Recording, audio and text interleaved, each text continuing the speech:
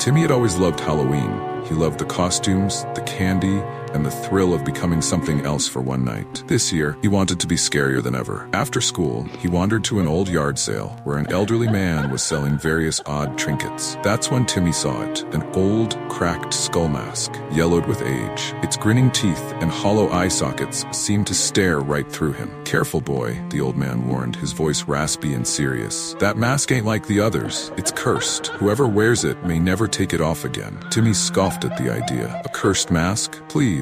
He handed over a couple of dollars and proudly took it home. As soon as the mask touched his face, a strange sensation washed over him, a tingle that crept from his skin to his bones. He shrugged it off and admired himself in the mirror, laughing at how menacing he looked. But it wasn't just the look. Timmy felt different, bolder, stronger. That night, as he and his friends wandered the neighborhood trick-or-treating, something changed. Timmy started shoving younger kids, stealing candy from them, laughing cruelly. His friends, uncomfortable, begged him to stop. "What's wrong with you, man?" they asked. But Timmy couldn't hear them anymore. It was like the mask had taken control. He felt an uncontrollable urge to cause chaos, to frighten everyone around him. Later that night, after terrorizing the entire neighborhood, Timmy returned home. His heart raced, but it wasn't excitement anymore. It was fear. The mask, it had begun to tighten. He rushed to the bathroom, pulling at it, but it wouldn't budge. Panic set in. He clawed at it, his fingers now bloody from the effort, but the mask had fused to his skin. His mother heard his screams and rushed into the room, only to find Timmy staring at her with a face that wasn't his own, a grotesque, skeletal grin that stretched from ear to ear. In his reflection,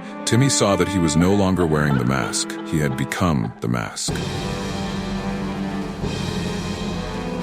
Jessica had just moved into her new house, a charming, old colonial in a quiet neighborhood. It was her first Halloween here, and she was excited to decorate and hand out candy to the neighborhood kids. The house had its quirks, of course, creaky floors, old pipes that made strange noises, but that's what gave it character, she thought. As the night wore on, Jessica sat by the door, handing out candy to the trick-or-treaters. Everything seemed normal until she heard it, a faint whisper, almost like a breath. She paused, listening.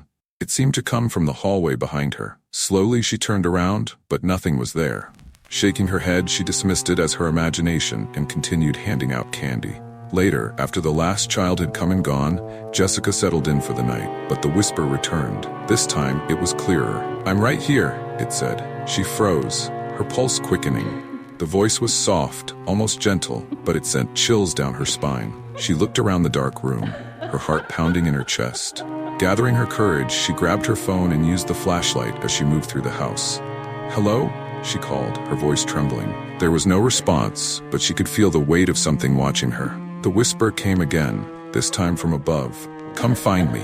Jessica's blood ran cold. The attic. The door had been shut all night, but now it was slightly open, as if inviting her in. She stood frozen in front of it, fear paralyzing her.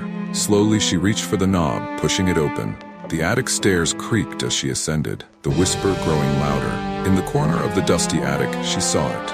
A small, old doll, its eyes clouded with age. Beside it was a diary, yellowed with time. With trembling hands, Jessica opened it. The words inside were scrawled in a child's handwriting. It told the story of a little girl who lived in the house long ago, a girl who vanished without a trace. As Jessica read, a cold hand brushed her arm.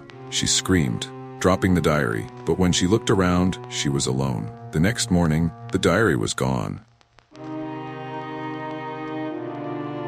The Petersons lived in a friendly suburban neighborhood where Halloween was a big event. Every year, the streets were packed with kids in costumes, running from house to house, collecting candy. But one Halloween, something strange happened, something that still haunts the neighborhood to this day. It started when a few neighbors noticed a little boy in a red devil costume, wandering alone. He knocked on doors, but when people asked him who he was with, he simply said, "I'm lost." At first, no one thought much of it. Maybe his parents were somewhere nearby. But as the night wore on, more and more people started to notice the boy. He never seemed to get candy. He would knock, but as soon as the door opened, he'd walk away. His face was always obscured by the darkness of his hood, and no one could remember exactly what he looked like. One neighbor even swore they saw him walk straight through a gate that was locked shut. By 10 p.m., the trick-or-treaters had dwindled, but the boy was still out there, wandering the streets. Concerned, a few neighbors called the police, worried that the child might be lost. Officers came, searching searching the streets, but the boy had vanished. No one saw him leave. The next morning, the neighborhood buzzed with talk of the mysterious trick-or-treater. Some believed it was just a prank, but others weren't so sure. An older resident, Mrs. Hargrove, remembered a story from years ago. It was about 20 years back, she recalled. A boy in a red devil costume got hit by a car while trick-or-treating. He died right there in the street. Poor thing. No child matching his description had been reported missing, and no one ever saw the boy again. But every Halloween, some say, if you listen closely, you can still hear him, knocking at doors, forever lost, trying to find his way home.